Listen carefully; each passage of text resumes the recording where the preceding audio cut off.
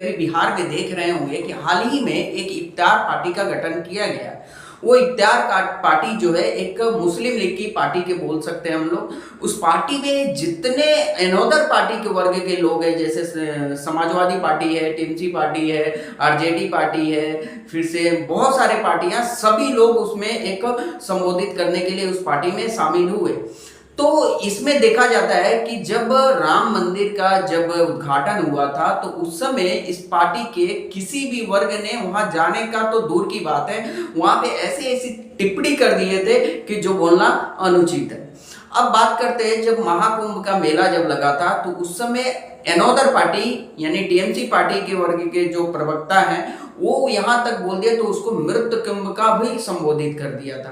तो आज के टाइम में हम लोग इस वीडियो में देखने वाले हैं जो कि इसी मुद्दे पर, इसी पर चर्चा होने वाली है। आज इधर से बीजेपी पार्टी के प्रवक्ता सुधांशु त्रिवेदी जी हैं और इधर से अनोदर पार्टी के प्रवक्ता उपस्थित हैं, साथ में एम पार्टी के भी प्रवक्ता उपस्थित है। आप लोग कंटिन्यू बने रहेंगे, नए होंगे तो प्लीज इस चैनल को सब्सक्राइब कर लीजिएगा, सपोर्ट करिएगा। चलिए आगे बढ़ते हैं, चलिए कंटिन्यू।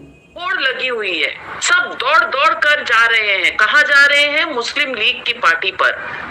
और वहां मणिशंकर अय्यर पाकिस्तान के हाई कमीशन पहुंच गए इफ्तारी के लिए। राम मंदिर जाने का किसी को समय नहीं है। एकदम भर्त्सना कर दी थी आपने उस प्राण प्रतिष्ठा की, और क्या क्या नहीं कहा था। मृत्यु कुंभ, महाकुंभ कहने वाले इस तारीख के लिए बहुत जल्दी चले जाते हैं। ये राजकुमार भाटी जी, हिंदुओं से, सनातन से इतनी नफरत क्यों है? नहीं, ये तो आपका काल्पनिक सवाल है और आपके दिमाग में घूम रहा होगा कि हिंदुओं से नफरत है। मेरा फोन कट गया, कृपया इनसे पीसीआर से कह दें मेरा फोन जोड़ दें। बाकी मैं अपनी बात कहता हूं, मैंने आपका सवाल पूरा सुन लिया कि नवका जी, इसका एक जवाब तो ये है कि अब जब नवरात्र आए अब की बार, तो आप नवरात्रि में वो करते हैं, भंडारा करते हैं, लोगों को बुलाते हैं। आप करना और अखिलेश यादव जी को निमंत्रण देना। अखिलेश यादव जी आपके नवरात्रि के भंडारे में भी उतने ही प्रेम से, उतनी मोहब्बत से आएंगे, श्रद्धा पूर्वक आएंगे। हम लोग चाहे हमें प्यार से हिंदू बुलाए, मुसलमान बुलाए, सिख बुलाए, ईसाई बुलाए, जो प्यार से और सम्मान से बुलाता है हम उसकी भावनाओं का ख्याल रख के उसके कार्यक्रम में जाते हैं। तो इफ्तारी का जवाब तो ये है, इफ्तारी में जाने का मतलब हिंदुओं से नफरत करना नहीं होता। ऐसा परसेप्शन इस देश में न परोसा जाए, ये देश के लिए बहुत खतरनाक होगा। देश विभाजित हो जाएगा कि किसी मुस्लिम समुदाय के कार्यक्रम में जाना हिंदुओं से नफरत करना है।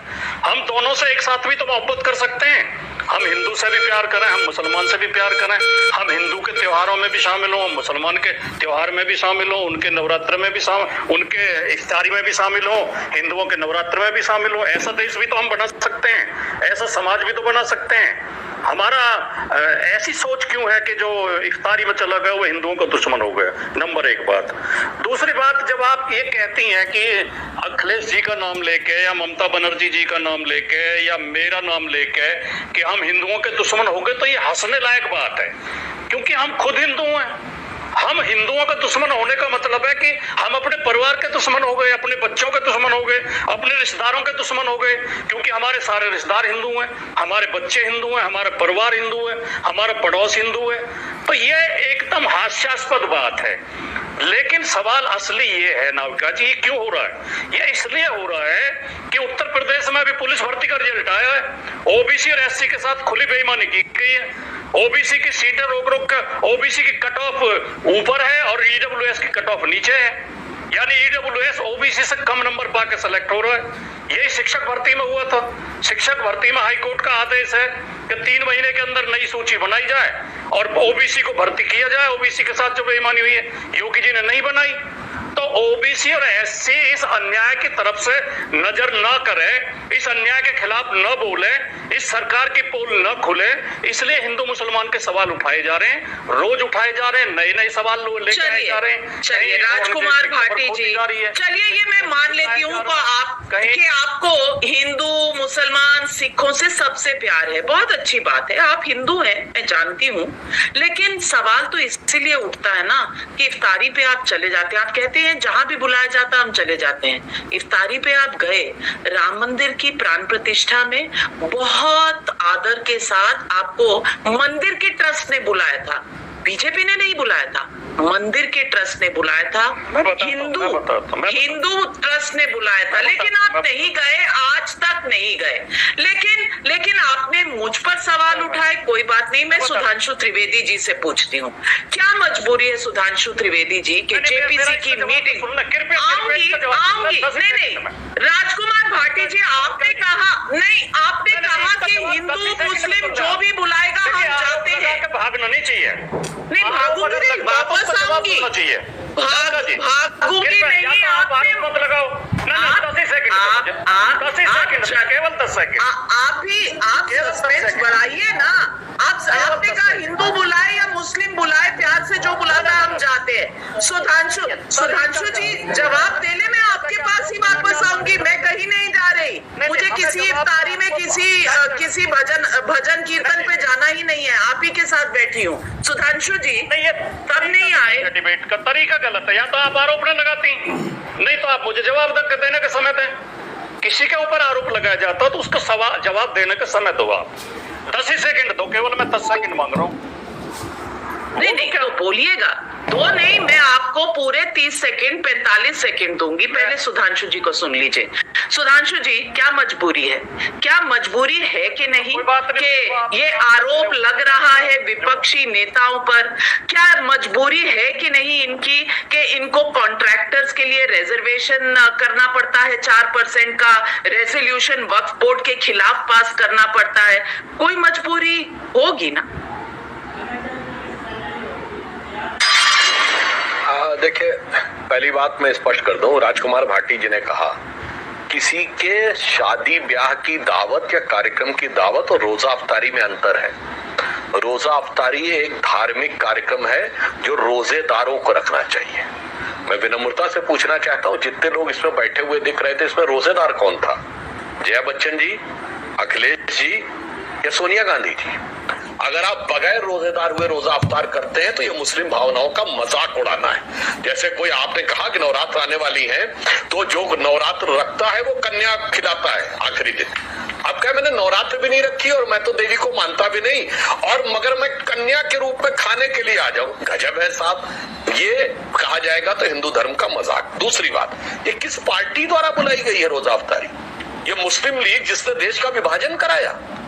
और जो लोग बचने का प्रयास करते हैं, मैं उनसे कहना चाहता हूं, आपके लाखों दर्शकों से चेक कर ले, ये इंडियन यूनियन मुस्लिम लीग के संस्थापक मोहम्मद इस्माइल, जिन्होंने मार्च 1948 में नाम बदल के इंडियन यूनियन मुस्लिम लीग किया, वो जिन्ना की मुस्लिम लीग के दक्षिण भारत के अध्यक्ष थे, सेम मोहम्मद इस्माइल। और जिन्होंने 1946 की प्रोविंशियल असेंबली के इलेक्शन में मद्रास प्रेसिडेंसी, जिसमें लगभग पूरा दक्षिण भारत आता था, 30 में से 30 सीटें मुस्लिम लीग ने जीती और मुसलमानों का 95% वोट मिला। कितना? 95%, जबकि पता था दक्षिण भारत कहीं से भी नहीं जाने वाला है पाकिस्तान में, और वो सारे के सारे मुसलमान नहीं हैं। और उसके बाद उनको जानते क्या उपाधि दी गई थी राजकुमार भाटी जी? कायदे मिल्लत, जो कि कायदे आजम जिन्ना कहा जाता था। मोहम्मद इस्माइल और पीके पोकर साहब बहादुर, ये दो जिन्ना के इक्विवेलेंट माने जाते थे और यही मुस्लिम लीग के सदस्य बने। और 27 अगस्त 1947 को कॉन्स्टिट्यूएंट असेंबली में इन लोगों ने डिमांड की कि मुसलमानों को सेपरेट इलेक्टोरेट दिया जाए। झल्लाकर सरदार पटेल ने कहा कि आप सब ने पाकिस्तान के पक्ष में वोट किया था, एक रात में आपका दिल बदल गया, ये मैं नहीं मानता। और ये बात सरदार पटेल ने 3 जनवरी 48 को कलकत्ता के अपने भाषण में भी कही। उन्होंने कहा, मगर फिर ये मत कहो कि हालत चाहिए। और उन्होंने कहा छोटा भाई बड़ा भाई, छोटा भाई बड़ा भाई देख के हम बहुत भुगत चुके, ये सरदार पटेल ने कहा। तो कहा आप देश के लिए क्या कर सकते हो ये बताओ। उस मुस्लिम लीग के साथ जाके ये खड़े हो रहे हैं, उसके में रोजा अफ्तारी कर रहे हैं। साहब, देश के साथ भी आप धोखा कर रहे हैं और मुस्लिम समाज के साथ भी आप धोखा कर रहे हैं। इसलिए मेरा सीधा सवाल आपसे ये था कि ये बताइए, अभी जब आप ये कहने का प्रयास करते हैं तो साहब आप कहते हैं कि नहीं वो हिंदू वाले में तो जाने में ये है, वो समस्या है, फलाना है, ढिमाका है, ये है, वो है, परंतु यहाँ पर आपको नजर आता है। इसलिए, और मैं एक और बात बता दूं दर्शकों को, ये मुस्लिम लीग वो मुस्लिम लीग है जिसने हमास का भी समर्थन किया था। और मैं दर्शकों को एक और बात बता दूं, हमारे ये सारे साथी लोग सुन लें, ये लोग कहते हैं ना कि साहब वो सो कॉल्ड बाबरी मस्जिद तोड़कर मंदिर बना दिया गया तो ओरिजिनल रहना चाहिए। अब सुनिए, हाइगा सोफिया मस्जिद जो कि टर्की में है, इस्तांबुल में, ओरिजिनली चर्च था, किंग जस्टिनियन ने बनाया। उसके बाद उसको मस्जिद बना दिया गया। उसके बाद इसमें कमाल अतातुर्क के जमाने में उसे एक स्मारक बना दिया गया और उसे फिर बनाया गया मस्जिद। और मुस्लिम लीग, यही इंडियन यूनियन